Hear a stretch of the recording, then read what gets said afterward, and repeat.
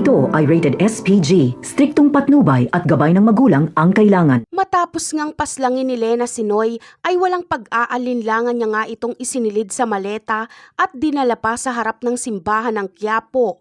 Pagkatapos nun ay nakita niya nga si Roda na naglalakad kaya agad niya itong sinundan at dito niya nagagawin ang kanyang maitim na balak kay Roda.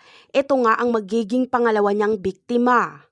Sasamantalahin nga ni Lena ang pagkakataon at agad nga siyang susugod sa bahay ni Marites para ito naman ang isunod niya.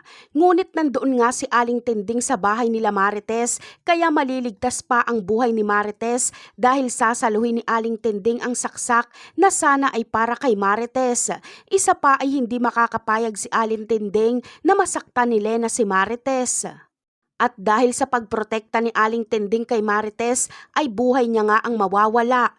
Ngunit hindi pa nga kontento si Lena sa kanyang mga biktima dahil ang priority niya talaga ay ang mawala sa landas niya si Marites para masolo niya na si Rigor.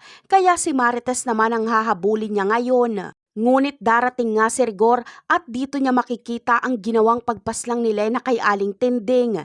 Dito niya marirealize na hindi na talaga tama na kampihan niya pa si Lena. At dahil bilang pulis ay layunin niyang protektahan ang mga nasa kapahamakan. At dahil hindi nga nakikinig si Lena sa kanya ay wala siyang choice kundi tapusin ito.